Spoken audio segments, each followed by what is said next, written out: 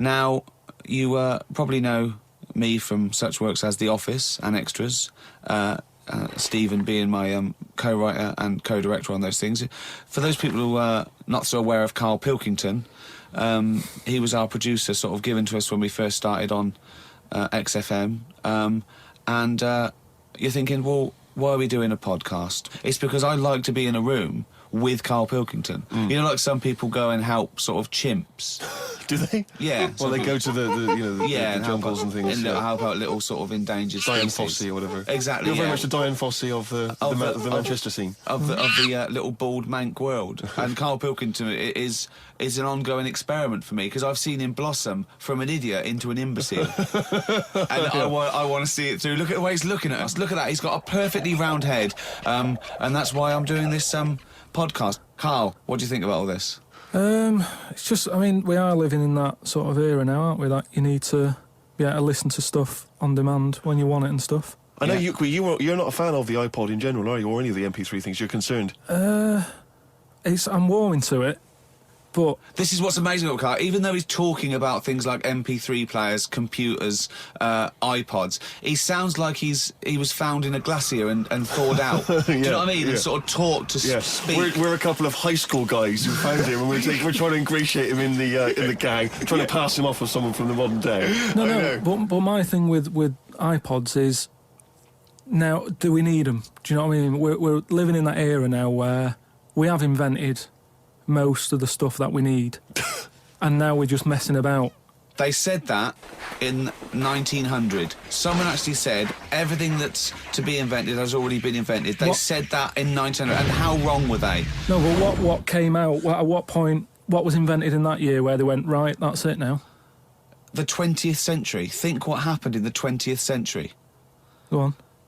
Well, planes. Yeah, but is that a good thing? Planes and that. Do you need a plane, really? Wouldn't it have been better if we all stuck where we should be instead of travelling about? War. Well, look, war's happening, isn't it? Because everyone's saying, well, now we can fly, we'll go over there. So there were no wars prior to the invention of the aeroplane? Not like there is today. Right. But what I'm saying is, the world's got smaller, hasn't it? Everyone's saying that, right? Yeah. The way I was saying to you the other day, we now go to places where we shouldn't go. People go on holiday to places where you've got to have an injection before you go there. Yeah. Forget it then. That's a warning. Don't go there. I'm with you on that. I don't want to enter a country where I have to have an injection to stop me from dying while I'm in that country. Right, I totally agree with you on that. So what happened is, they invented the plane, and it's like, oh, let's go on holiday, and then they go, oh, I die now. Oh, well, you've got to invent something. Let's invent an injection. And then it's like, right, well, what else do we need to go to that place? There's a lot of faffing. So what I'm saying is... Is that a place? A lot of faffing? What I'm saying is, Steve's travelled more than I have. You've been to, like, dangerous places. I've been to places where you need injections, yeah. Yeah, but why? Because it's fascinating, isn't it? Don't you not believe in that idea of travel broadens the mind? It makes you experience other ways of life, other ways of thinking. It just enriches you as a human being. That's the whole reason people go travelling. But since the invention of the telly, you don't have to go that far to see it. You're absolutely right. So there you go, then. The telly was the 20th century, wasn't it? Yeah, it's pretty good. So where would you stop then? You'd stop making stuff now? Stop inventing stuff right now? If we're going to invent something, right, forget, like, the traditional way of people having kids, right? The way they, have it away in that. What do you mean? What do you mean? No, like the way that, we have kids and stuff.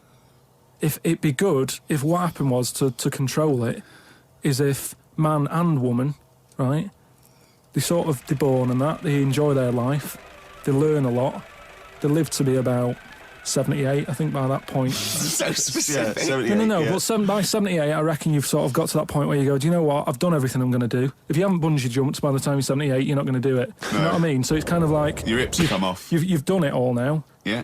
And then you die, right? So say if everyone had that, they live to be 78. But then, just as you die, you have a little baby inside you, and as you die, your life carries on. Sorry, how is this happening? Sorry, are you mental? No, but don't you think... I mean, what? I've never heard such drivel. You're saying that, but if Newton said it, you'd go, interesting. That's what annoys me. The point is, Carl, he never would.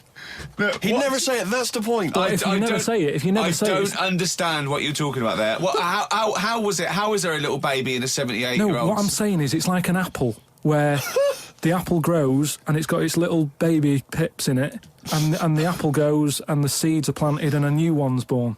But that's what happens. But that is what reproduction is. Yeah, but I'm saying babies aren't being born left, right, and centre.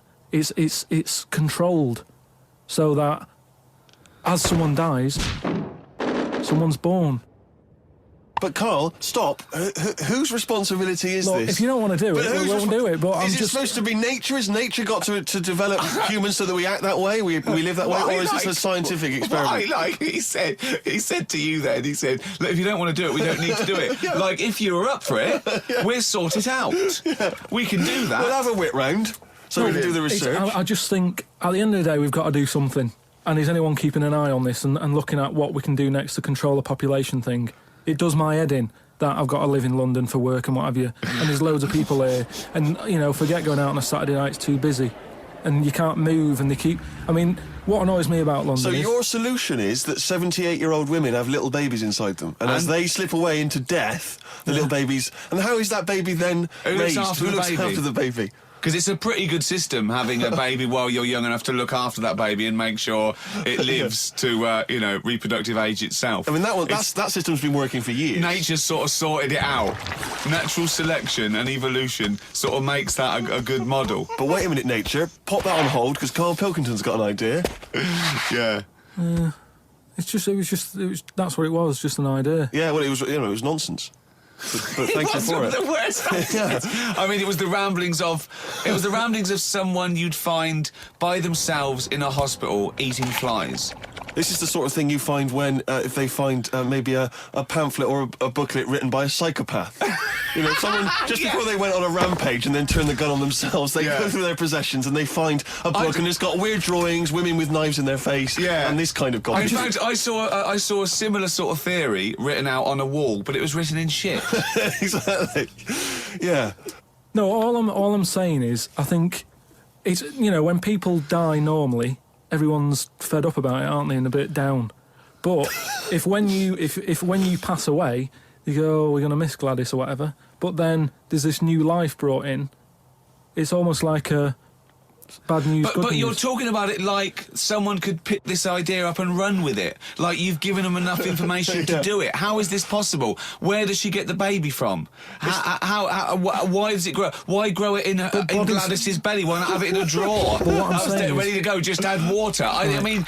Who looks after son of Gladys? There is no theory here. It's the ramblings of a madman. What I'm saying is, though, the body's always changing, innit?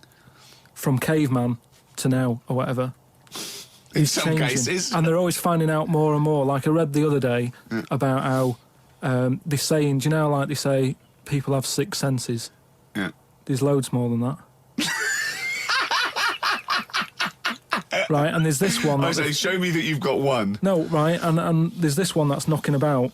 Go on. That what it is. Say if I'm in a pub, right, and I'm just doing a crossword or whatever. Unlikely, but go on. And there's some woman who's walked in, right, and she's staring at me. Yeah. I know she's looking at me, and I look up and I look round, she's looking at me. Right. And they're saying that's a new sense that they found out from, like, doing tests and what have you. Yeah, it's rubbish. And they're saying okay. that's been around since like man and dinosaur was knocking about. They've stopped. No, they've pursuing- explained I it. think it's safe to assume that, that with your perfectly round head, people are always stopping and No, looking. but they explained You it. just know that there's probably going to be someone there if you look right. They said it's from the time when, like, caveman was, like, wandering about, and he'd go, hang on a minute, and he'd look round, there's a dinosaur there or whatever, and he'd leg it. This is nonsense. One. Not- I hate it when people use the term when caveman was wandering around. Caveman and dinosaurs. Oh, they used to live together. Yeah. Oh, that's the same era. Yeah. What have you been watching? Raquel Welch. What do you mean? Well, what do you mean caveman wandering, knocking around with a dinosaur? You know the Flintstones is only partly based on fact. Dinosaurs and man did not coexist. The dinosaurs had long gone before man arrived. Extinct. Kaput. You don't believe us? What, you don't believe because you've seen... Because you saw that film where they took pictures of lizards and magnified them and put them next to men in films so they looked like they were fighting. Yeah. No, but why couldn't that have happened? What is the film with Raquel Welch? A Million Years BC. A Million Years BC or A something. Million Years BC. Brilliant. Yeah. Yeah. No, but She had a sort of woolly mammoth bikini. Fact. why wasn't the dinosaurs back then just like how we have dogs now, in a way? He's watching the Flintstones. He's watching the Flintstones. He's thinking of the Flintstones. Yeah. That's what he's when thinking. He puts out the saber-toothed tiger. Yeah, and then yeah. died And there he when mixes was in. his concrete in a pelican. Yeah. I just think that there must have been a crossover point. Why? Why did you say that? Why do you think there must have been There a must crossover have point? been. Because if nothing was knocking about at any point, how did anything carry on? I know. Exactly. Why didn't Hitler meet Nero? It's weird, isn't it? There must have been a crossover. They must have met somewhere. They must have met at a party somewhere. They mixed in similar circles. Yeah. They must have bumped into... I can't believe it. Forget it. Oh.